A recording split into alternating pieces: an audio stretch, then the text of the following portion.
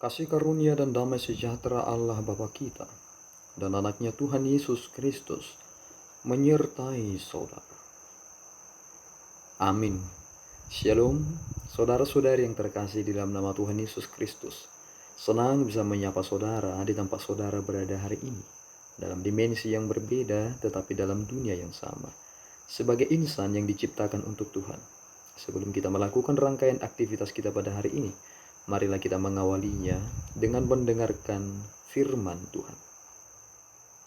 Firman Tuhan untuk kita pada hari ini tertulis dalam kitab Daniel pasal yang keempat, ayatnya yang ke-37. Demikian pembacaan firman Tuhan. Jadi sekarang aku, Nebukadnezar, memuji, meninggikan dan memuliakan Raja Surga, yang segala perbuatannya adalah benar, dan jalan-jalannya adalah adil, yang sanggup merendahkan mereka yang berlaku congkak. Demikian pembacaan firman Tuhan. Saudaraku yang terkasih di dalam nama Tuhan Yesus Kristus, kita tercengang dari apa yang disampaikan oleh Nebukadnezar, bahwa dia bukan orang Israel. Dia adalah raja dari salah satu bangsa yang besar, yang peradabannya pernah tercatat di dunia ini, yakni raja dari kerajaan Babel. Tetapi lihatlah, bahkan Allah sendiri menegur dia ketika kecongkakan itu merajalela di bawah kepemerintahannya, lewat seorang yang Tuhan utus untuk memberikan pengertian kepada dia. Sebagaimana Raja Nebukadnezar menyebut dia sebagai Belsasar sesuai dengan nama dewanya. Ternyata dia memberikan pengertian tentang mimpi yang Tuhan izinkan terjadi kepada Nebukadnezar untuk menyatakan perkara yang akan Tuhan lakukan di masa depan. Apa yang disampaikan oleh Nebukadnezar? Padahal dia bukan orang yang beriman.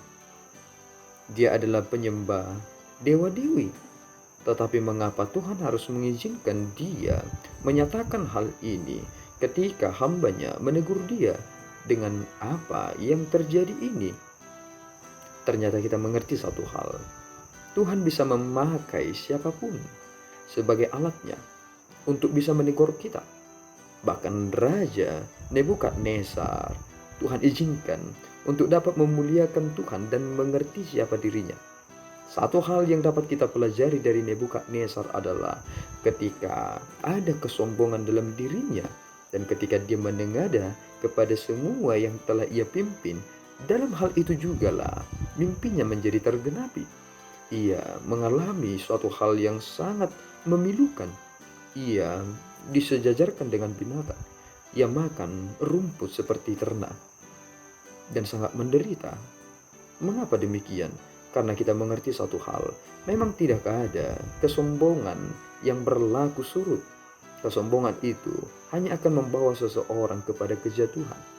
Dan ketika seseorang sudah jatuh, apakah dia akan semakin memuliakan Tuhan dengan bertobat, ataukah ia akan semakin mengeraskan hatinya?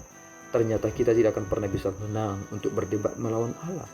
Dan inilah yang kita harus persiapkan mulai dari saat ini, bahwa apapun yang boleh kita kerjakan pada waktu ini bukan untuk meninggikan diri, tetapi untuk meninggikan Tuhan. Apa yang boleh kita kerjakan hari ini adalah untuk menyatakan kemuliaan Tuhan, sebab Tuhan punya rencana sendiri terhadap diri kita.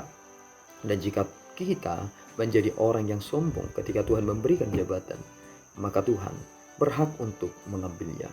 Sebab Tuhan yang memberi, Tuhan juga yang mengambil. Maka kita harus memakai ucapan dari Ayub, terpujilah nama Tuhan. Itu yang terpenting. Maka saudara, pujilah nama Tuhan. Selagi itu masih diberikan kepada saudara, terus memuji Dia. Dan jika Tuhan harus mengambilnya dari saudara, saudara juga harus memuji Tuhan. Mengapa demikian? Tanda akal yang sehat adalah mereka tahu memuji Tuhan. Tuhan Yesus memberkati. Kita berdoa. Ya Tuhan, kami bersyukur atas berkat-Mu. Terima kasih atas firman yang boleh kami dengarkan dalam kesempatan ini. Kami adalah orang yang harus merendahkan diri kami, sebab Engkau yang harus kami tinggikan. Apa yang boleh kami dapatkan hari ini adalah pemberian Tuhan. sehingga tidak ada alasan bagi kami untuk bermegah. Tolong kami Bapa untuk dapat mengerti semua perjalanan hidup kami, sehingga nyatalah kuasa-Mu di dalam kehidupan kami. Tuhan sertai kami dan izinkan kami berada di dalam tuntunan anugerah-Mu. Dalam Kristus kami berdoa dan mengucap syukur. Anugerah Tuhan kita Yesus Kristus, kasih setia Allah Bapa, dan persekutuan Roh Kudus menyertai saudara. Amin. Tuhan Yesus memberkati.